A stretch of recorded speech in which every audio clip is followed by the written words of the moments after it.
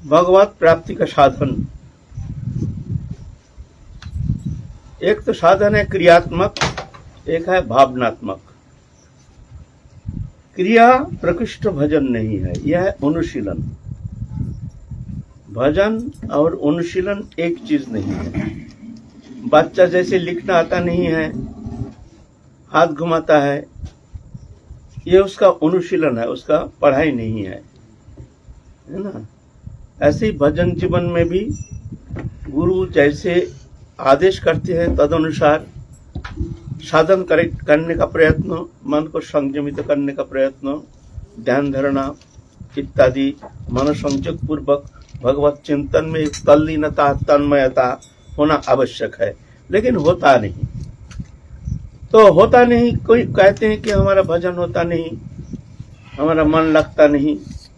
इसका मतलब ये नहीं जो हम भजन छोड़ देंगे, जब मन लगेगा तब भजन करेंगे। अब हम इंतजार करेंगे कब हमारा मन लगेगा तब हम भजन करेंगे, ऐसा होता नहीं है। लगाने के लिए कोशिश करना पड़ेगा। ये कोशिश जो है इसको कहते साधन। यह है क्रियात्मक। ये क्रिया जैसे बच्चा हाथ घुमाते घुमाते घुमाते घुमाते एक दिन स्वयं लिख लेता है। हम लोग जो लिख रहे हैं इसका कारण हम लोग एक समय हाथ घुमाए हैं, क ख ग। बच्चा को हाथ लिखना आता नहीं है तो छोड़ दिया, भाई इसको लिखना आता नहीं, छोड़ दो, बेकार हाथ घुमा रहा है। लेकिन उसका एक भी क्रिया वृथा नहीं जा रही है, एक भी रेखांकन वृथा नहीं जा रही है। समस्त रेखांकन का चेष्टा एक दिन बच्चा लिख लेता है। ऐसे ही हमारे साधन चेष्टा जो क्रिया है, मन नहीं लगता है। नाम करते हैं मन कहीं हम कहीं, पूजा करते हैं मन कहीं हम कहीं, पूजा करना है, जप करते हैं वो भी ऐसे ही है। लेकिन ये नहीं वृथा जा रही है, ये नहीं समझना। हमारी एक भी साधन चेष्टा ये वृथा नहीं जाती है कभी। भगवान तो दिखते हैं ना, वो तो अंधा नहीं है। जैसे बालक पढ़ना नहीं आता है, इच्छा नहीं, लेकिन माँ तो देखते हैं, बच्चा तो बैठ के तो कोशिश तो कर रहा है ना। तो ऐसे ही भगवान अंधा नहीं है, भगवान देखते हैं, उसका साधन चेष्टा। तो ये साधन में तीव्रता आनी चाहिए। इसके लिए कभी मन लगे या ना लगे, हमारे प्रकृष्ट रूप में हमारे भजन हो चाहे ना हो, क्रिया में कोई कमी नहीं आना चाहिए। हम जब भजन कक्षा में जब बैठे रहते हैं, नाम जप करने की चेष्टा करते हैं, मन लगाने की चेष्टा करते हैं, मन लगता नहीं, लेकिन घंटों बैठे हैं, पसीना आ रहा है, मन भाग रहा है, कहाँ तक बैठे रहेंगे। लेकिन ना, वृथा नहीं। भगवान फुल पेमेंट करेंगे, सिर्फ पेमेंट नहीं, कंपाउंड इंटरेस्ट के साथ तुमको भगवान कृपा करेंगे। ऐसा नहीं, भगवान के लिए बैठे हैं ना, भगवान तो अंधा नहीं देखते हैं, जो ये हमारे लिए बैठा है, कोशिश है। तो इसलिए इसको साधारण भाव से लेना नहीं चाहिए। जो हमारे भजन नहीं हो रहा है, भजन हो रहा है ना। तो एक क्रियात्मक, एक भावनात्मक। जब क्रिया जब भावना में प्रवेश करता है तभी जाके भजन क्रिया शुरू होती है। भावना वहाँ अंतःकरण के साधन, भजन है अंतःकरण के साधन। और सांसारिक जो कर्म है यह है इंद्रिय के साधन। वही इंद्रिय के द्वारा, शरीर के द्वारा जो भी कर्म करते हैं यह है संसार विषय कर्म है। और एक है भजन जो है, ये है अंतर इंद्रिय विषय। ये भावनात्मक होनी चाहिए है। इसके लिए क्या क्या करने चाहिए, कैसे स्थिति होने से भगवान पूर्ण रूप में कृपा करते हैं, साधन में परिपूर्णता आती है, तो उसके वर्णन करते हैं गीता में। हम लोग इस विषय में आलोचना करते आ रहे हैं। गीता में कहते हैं, बुद्धा विशुद्ध युक्ता धीत्यात्मनं नियम्य च शब्दादीन विषयं त्यक्ता रागद्वेष बुधस्य च विविक्त शिवे लघ्यासी जद्वाक्य मानस धनजुग परनित्यं वैराग्यं समुपाश्रितम् अहंकारं बलं दर्पं कामं क्रोधं परिग्रहं विमुच्य निर्मम शांत ब्रह्म भुवाय कल्पते। इतना सब साधन अगर पूर्ण रूप से संपन्न होता है तो जाकर के वो भगवत भाव प्राप्ति करने में समर्थ होते हैं, वो प्रेम प्राप्ति करने में समर्थ होते हैं, भगवत दर्शन करने में समर्थ होते हैं, भगवत पूर्ण कृपा अनुभव करने में समर्थ हो जाते हैं। तो इस विषय में हम लोग एक एक विषय आलोचना कर चुके हैं, अभी पुनरावृत्ति का कोई आवश्यकता है नहीं। पहले तो बुद्ध विशुद्ध है, बुद्ध शुद्ध बुद्धि होना चाहिए, मन इंद्रियों को संयमित करने का चेष्टा ये करना चाहिए। मन भागता है इसलिए हमको भागना नहीं चाहिए, मन तो भागेगा, मन का स्वभाव है, मन के साथ साथ हम भी भागेंगे तो काम बिगड़ जाएगा, कभी मन संयमित होगा नहीं। ये तो करना पड़ेगा।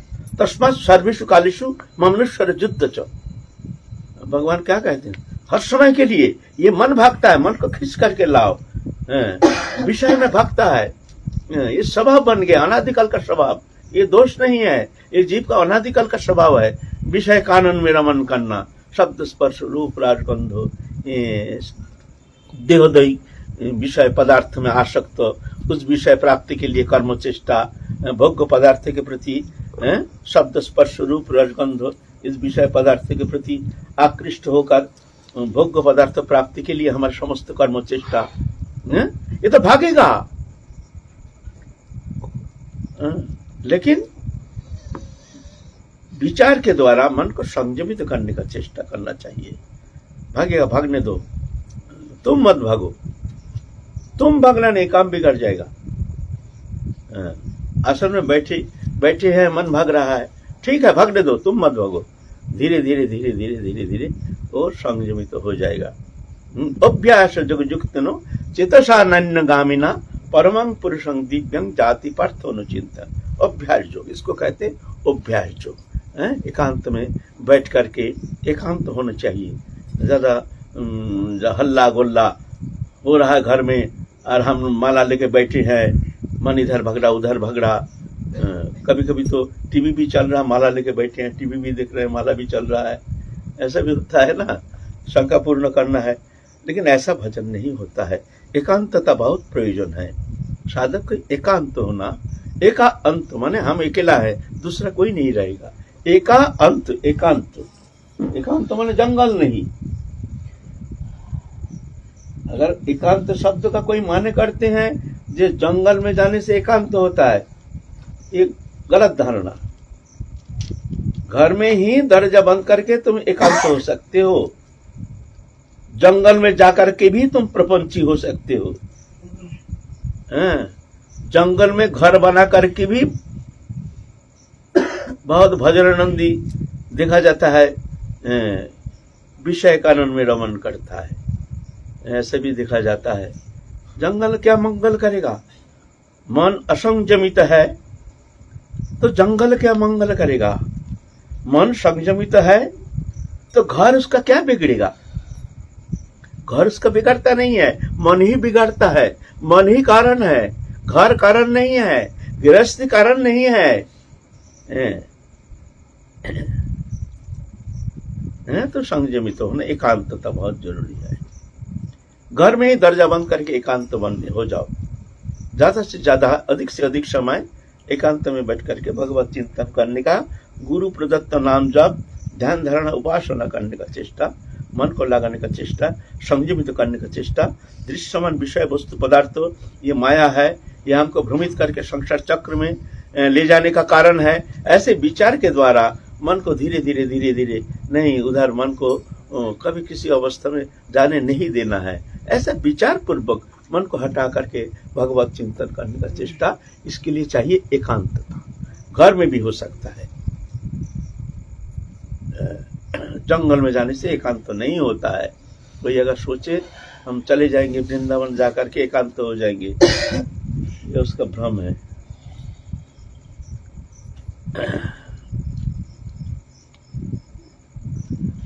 तो बुद्ध विशुद्ध युक्त धृति आत्मन नियम च शब्दादि विषय त्यक्ता, इस विषय आलोचना कर चुके हैं। शब्दादि विषय, शब्द स्पर्श रूप रस गंध, ये सब भौतिक जो विषय है जो हमारी इंद्रियों को आकर्षित करता है, उस विषय से निवृत्त होने का चेष्टा। विषय से दूर रहने का चेष्टा, शब्द के शब्दादि विषय, शब्द स्पर्श रूप रस गंध, शब्द के विषय दुनिया के गाना बजाना, नाना प्रकार ग्राम्य वार्ता, ग्राम्य कथा, आँख के विषय दुनिया के रंग तमाशा, जीवा के विषय खाना पीना चटपटी, शब्द के विषय नाना प्रकार ग्राम्य कथा, ग्राम्य वार्ता, ग्राम्य गीत गाना, ये सब तक के विषय है स्पर्श सुख स्वादन, ये शब्दादि विषय तक राग द्वेष विविक्त से भी एकांत स्थान में वास, एकांतता का बहुत प्रयोजन है भजन करने के लिए। अगर साधक चाहते हैं हमको कुछ अनुभव होनी चाहिए, साधन मार्ग में हमको आगे बढ़ना है, ऐसे अगर उनके मन में तीव्र आग्रह है तो उनके लिए एकांतता बहुत प्रयोजन है। एकांत मन हमने पहले कह चुके हैं, एकांत मन जंगल नहीं, घर में ही अलग कई प्रकोष्ठ और निर्णय करके वहां जा करके ज्यादा से ज्यादा समय वहां संपर्क से दूर रह करके, व्यावहारिक संपर्क से दूर रह करके वहां अपना भजन ध्यान में रहेंगे। ये एकांतता, एकांत माने तुम ही हो, वहां और कोई है नहीं, इसको कहते एकांत। एका अंत माने शेष, अकेला ही है और कोई नहीं है, इसको कहते एकांत। एकांत माने जंगल नहीं, एकांत शब्द का माने विविक्तेषु लघ्घासी लघुओसी अल्प आहार। आहार बहुत भजन जीवन में बहुत एक इम्पोर्टेंट चैप्टर है। पा लिया खा लिया ऐसा नहीं, शुद्ध आहार, जो वस्तु हमारे शरीर के लिए हानिकारक, ऐसे वस्तु कभी स्वीकार नहीं करना चाहिए। जीभ के लालसा से हमने जो पाया खा लिया, विशेष करके बाजार के जो बना हुआ वस्तु ये नहीं खाना उचित है। सब मिलावट है, क्या क्या वस्तु मिलावट करते कोई ठिकाना नहीं है। आजकल तो बाजार में पनीर ये सब रसगुल्ला पर नाना प्रकार क्या क्या वस्तु से बनाते हैं, कोई समझ में आएगा ही नहीं है। फिर मान लो फास्ट फूड, जंक फूड, ये सब तो भूल से भी खाना नहीं चाहिए। साधु के लिए जो भजन करेंगे खाना नहीं चाहिए। आहार शुद्धि, पहले आहार शुद्धि, घर में ही बना करके तेल मिर्च मसाला कम, ऐसे शुद्ध आहार। आयुषत्व बलारोग्य सुख प्रति विवर्धना रस स्निग्ध स्थिरा आहार सात्विक प्रिया। ये सात्विक आहार है। आयु सत्व बल आरोग्य, आयु वर्धनकारी, सत्व गुण वर्धनकारी, आयु सत्व बल आरोग्य सुखो प्रीति विवर्धन, सुख प्रीति वर्धन करते हैं। रस्या जिसमें रस है, स्निग्धा जैसे मक्खन है, घी है, स्निग्ध है, ये सात्विक वस्तु है। तेल मसाला ये सब नहीं, ऐसे सात्विक वस्तु आहार करना चाहिए, ये सात्विक आहार है। कोटु अम्ल लवण तुष्ण तीक्ष्ण रुक्ष विदाहीन आहार राजस्व श्रेष्ठ दुख सुखमय प्रदा। कोटु, कोटु माने खट्टा, खट्टा तो ना कोटु माने कड़ुआ, कड़ुआ, हाँ कोटु माने कड़ुआ। अम्ल माने खट्टा, ज्यादा कड़ुआ ज्यादा खट्टा। अम्ल लवण ज्यादा नमक। तुष्ण तीक्ष्ण जैसे गरम गरम चाय पीना। तीखी माने मिर्च। रुखो सरसप आदि। विदाहीन दहनशील। कोटु अम्ल लवण तुष्ण तीक्ष्ण रुक्ष विदाहीन आहार राजस्व इष्ट दुख सुखमय प्रद। ये राजसिक आहार है, दुख सुखमय प्रद, दुख सुख उत्पन्न पैदा करता है, आगे चल के बीमार हो जाता है। खाने में तो चटपटी होता है, इस चटपटी खाने का लालसा से साधक को इस तरह से कोशिश नहीं करना चाहिए, आग्रह नहीं करना चाहिए। सात्विक आहार होना चाहिए। और क्या अल्प। और तामसिक आहार क्या है? जात जामं गत रसं पूति परजुषितं च जत उच्चिष्टम अपि चामेदं च भोजनम तमसं प्रियम। जात जाम, जामिनी गत हो गया माने जो बासी हो गया, कल का बनाया हुआ वस्तु आज ये बासी। गत रसंग जिसका रस सूख गया है, जैसे फ्राई करते करते उसका रस पर सूख करके वो लकड़ी हो गया फ्राई, जैसे पोटैटो चिप्स आदि ये सब है ना, है चनाचूर दाल सेव ये सब आदि है ना, बाजार का है ना, ये सब एकदम रस पस तो कुछ है नहीं। उठो हम लोग लबनो जातो जामंग गत रसंग, रस सूख गया है। पूती दुर्गंध युक्त, जिसमें बदबू आ गया, प्याज लहसुन ये सब दुर्गंध युक्त है। जातो जामंग गत रसंग पूती पर्युषितम चुचत, बहुत पहले बनाया हुआ वस्तु जैसे आचार आदि, ये आचार खाना नहीं चाहिए, अच्छी चीज नहीं है, शरीर के लिए हानिकारक है। आचार के अंदर एक जो आंवला है, आंवला तो ले सकते, आंवला उतना नष्ट नहीं होता है, बहुत दिन रहता है, वो भी तेल में नहीं और ऐसे रखा जाता है, तो आंवला तो गुणकारी होता है। लेकिन साधारणतः और जितने मिर्च के आचार, नींबू के आचार और जितना आचार रख देते ना, बहुत पहले का बनाया हुआ, ये आचार बहुत हानिकारक है, तमोगुणी आहार है। प्रदूषित उच्चिष्टम, उच्चिष्टम किसी का झूठा नहीं खाना चाहिए। साधक के लिए जो भजन करेंगे उसको झूठा नहीं खाना चाहिए किसी का। हाँ, वैष्णव का झूठा तो वो भी भजनानंदी वैष्णव होते हैं, शुद्धाचारी, तो उनका अधरामी तो लिया जा सकता है।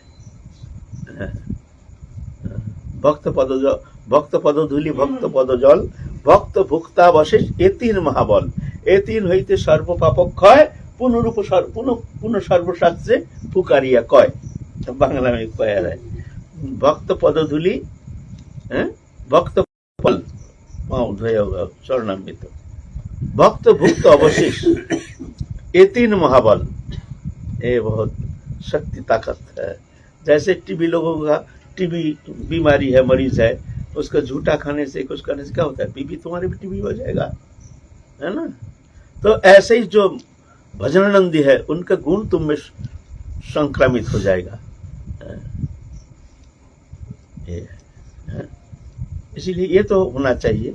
लेकिन साधारण तो बाहरी लोगों का, जो भजन करते नहीं, बहिर्मुख लोग, इनके झूठा कभी खाना नहीं चाहिए।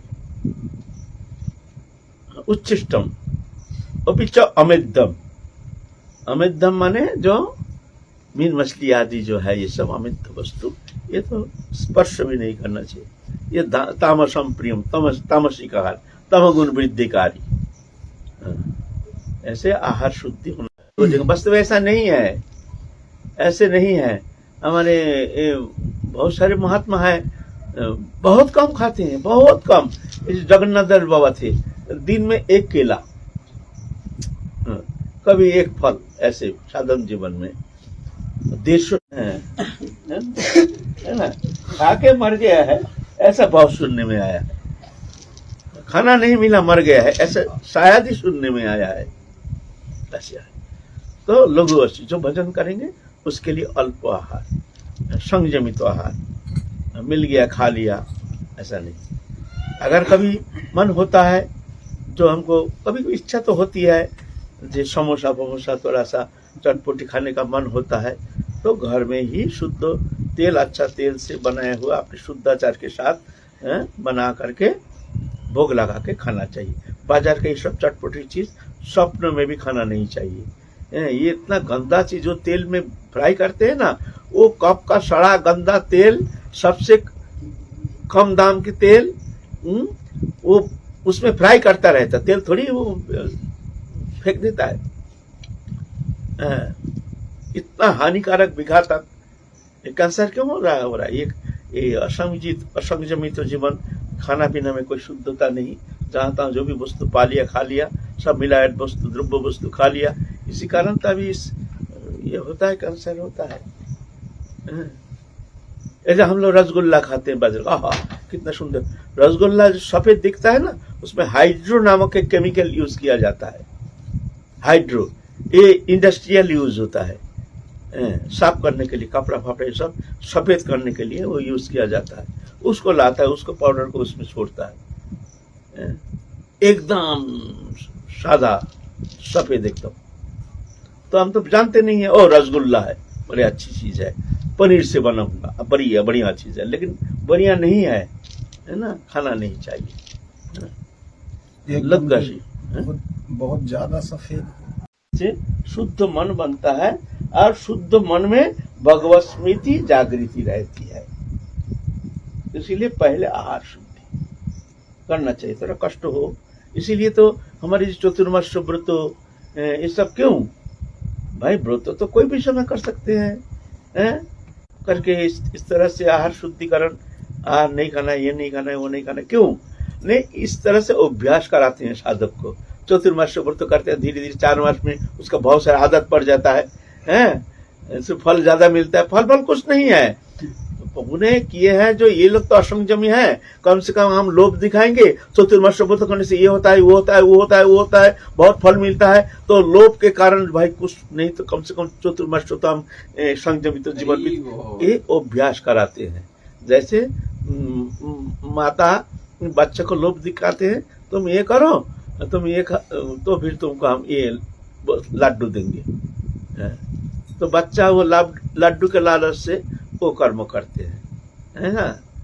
तो ऐसा ही भगवान भी करुणामय तो हमारे लिए अभ्यास कराने के लिए ऐसा करते हैं चतुर्मास्य व्रत।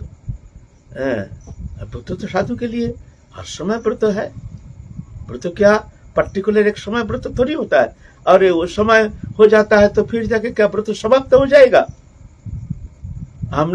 हमारे पास एक साधु, हमारे बड़े प्रिय साधु आते थे, हमने उनसे पूछा आपने नियम सेवा करते हैं, तो नियम सेवा में आप क्या क्या लेते हैं? बोलते नियम सेवा क्या होता है? बोले आप नियम सेवा नहीं, चतुर्मास्य नियम सेवा जानते नहीं है। बोले होता है क्या?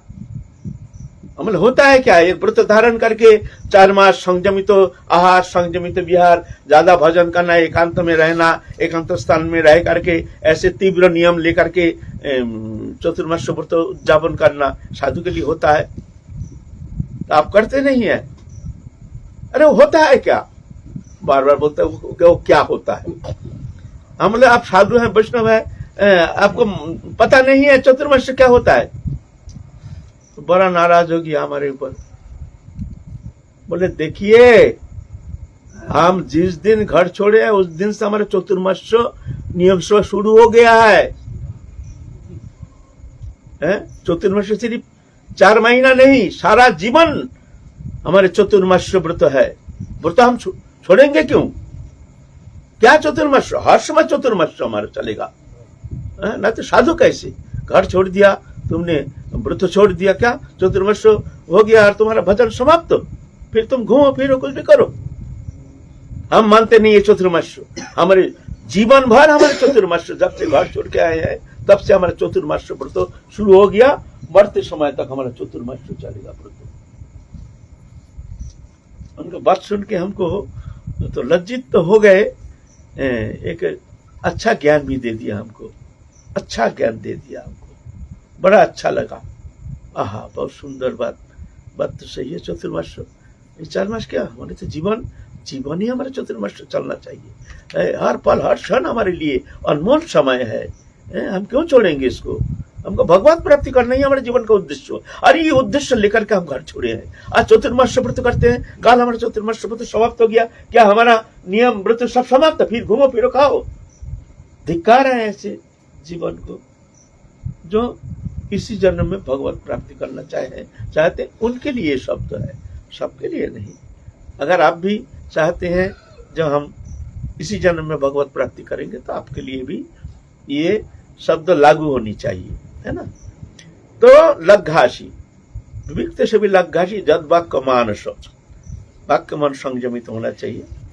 ध्यान युग पड़ा, अब आया ध्यान युग पड़ा, हर समय भगवत चिंतन होना चाहिए।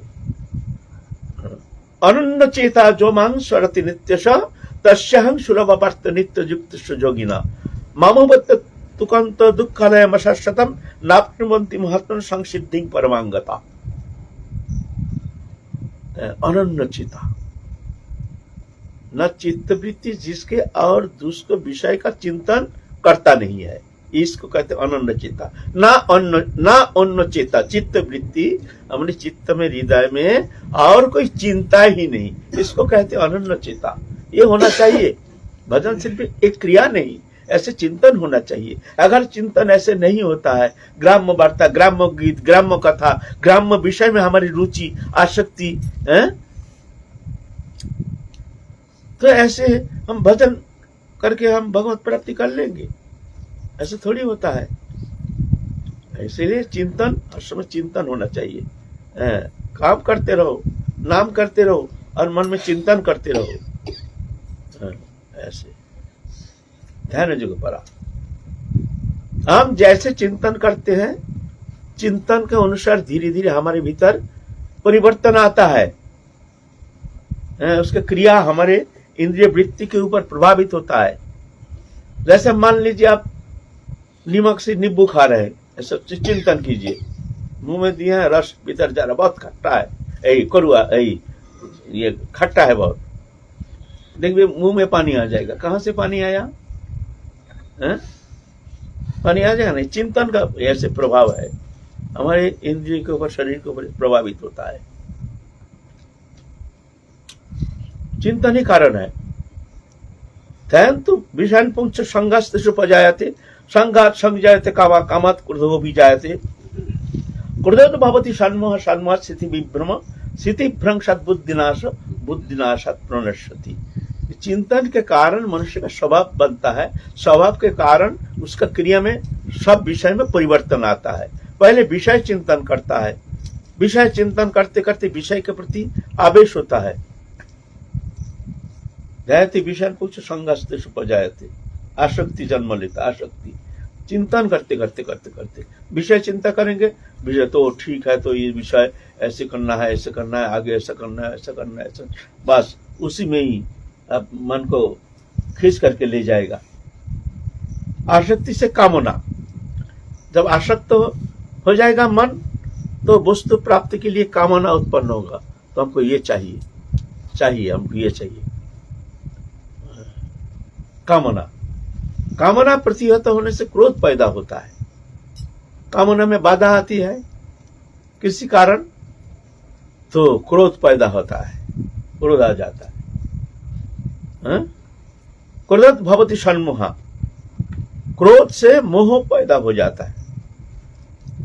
मोह स्थिति भ्रंश, फिर चिंतन स्थिति भ्रंश जो है वो हमारे बुद्धि खराब हो जाता है। स्थिति क्या करना है, क्या नहीं करना है, किंग कर्तव्य विमूढ़ हो जाता है। स्थिति भ्रंशात् बुद्धिनाश, उससे क्या होता है, बुद्धि विपर्जय हो जाता है। क्या करना है, क्या नहीं करना चाहिए भूल जाता है, अनर्थ हो जाता है, भयानक अनर्थ हो जाता है। अच्छा अच्छा संसार नष्ट हो जाता है,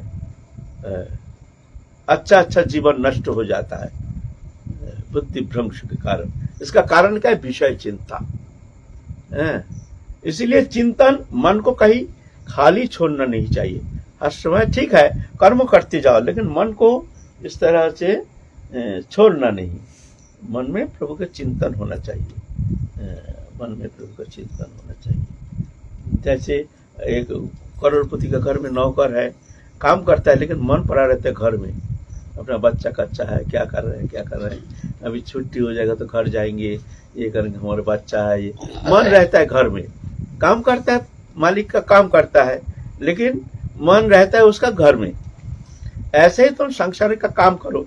जानो जी, हमारी नौकरी, संसार को तुम अपना कर्म, अपना फर्ज तुमने समझ लिया तो फंस जाओगे। तुम्हारे कर्तृत्वपन आ गया तो तुम मान लो तुम फंस जाओगे। कर्तृत्वपन ही बंधन का कारण, कर्म बंधन का कारण नहीं। कर्तृत्वपन के कारण है आसक्ति। जब कर्तृत्वपन आ जाता है तो बंधन का कारण, कर्म का शुभ शुभ फल तुमको भोगना पड़ेगा। और वो कर्ता बना लो प्रभु को, नहीं प्रभु करता है, हम करता नहीं है। जो करा रहे हैं प्रभु करा रहे हैं, जो हो रही है प्रभु की इच्छा, जो होगी प्रभु की इच्छा। आने से हर्ष नहीं, जाने से विषाद नहीं। हम तो कर्म के करता है। कर्म क्यों कर रहे हैं? हम कर्म कर रहे हैं प्रभु के प्रसन्नता के लिए। प्रभु हमको संसार में भेजे हैं, उनके कर्म हमको करना है। हम प्रभु के कर्म, जैसे करोड़पति के घर में नौकर कर्म करता है, खूब सुंदर कर्म करता है, सुबह से रात तक कर्म में कोई त्रुटि नहीं। लेकिन तो जानता है हमारा कर्म नहीं, हम तो यहाँ नौकर हैं। मालिक का करोड़ रुपया आमदनी होने से नौकर का आनंद नहीं होता है, और मालिक का करोड़ रुपया नुकसान होने से मालिक का कष्ट नहीं होता। क्यों? जानता है मैं करता नहीं, हमारा नहीं है तो कष्ट क्यों होगा। ऐसे संसार में तुम अकर्ता बन के प्रभु को कर्ता मान करके तुम रहो, तो फिर तो हानि होने से तुम्हारा कष्ट नहीं होगा। प्रभु का संसार है भाई, हानि हुआ हमारा क्या गया, घर में आग लग गया तो हमारा क्या गया। लेकिन कठिन है, ऐसा थोड़ी होता है। तो भगवत प्राप्ति भी इतना सहज थोड़ी होता है, ऐसे भावना होनी चाहिए।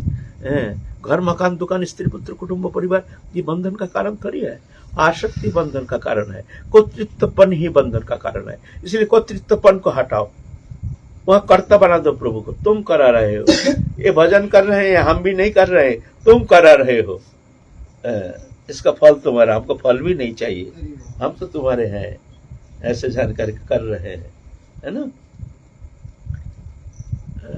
ऐसे करोगे तो कर्म तुम्हारा बंधन का कारण होगा नहीं। इसलिए हमारा चिंतन क्यों होता है? चिंतन का कारण है वस्तु पदार्थ के प्रति आसक्ति। जहां आसक्ति है, जहां हमारे आकर्षण है, जहां हमारे मन की लगाव है, मन एक स्वाभाविक जाकर के वहां लग जाता है। वो लगाया नहीं जाता है, मन का स्वभाव है, स्वाभाविक लग जाता है। लगने का कारण है तुम्हारे आसक्ति। जहां जहां आसक्ति वहां ऑटोमेटिक जाके लग जाएगा। कितना भी लगाने का कोशिश करो वो लग जाएगा। खान पान से बहुत मन पर असर हाँ, मन पर बहुत असर करता है खान पान।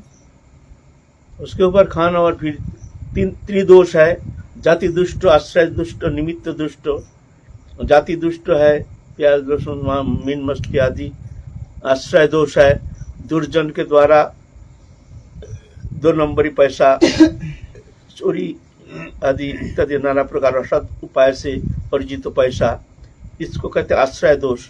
फिर दुर्जन के द्वारा परिवेशित परिपक्व, उनको पकाए हुआ बनाए हुआ दुर्जन के द्वारा, उसमें भी दोष लगता है, इसको कहते हैं आश्रय दोष।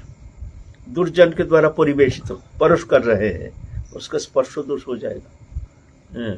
अनिमित्त दोष, अच्छा वस्तु है लेकिन मक्खी पक्की धूल आदि आकर के अपवित्र हो गया, मक्खी टकी सबके लिए गिर गया, ऐसे, इसको कहते हैं निमित्त दोष। त्रिदोष वर्जित होना चाहिए, ये तब जाके वो वस्तु ग्रहण करना चाहिए। तो किन्हीं जैसे राम मिरागी बाबा का हमने भोजन देखा, उनकी जिह्वा में ही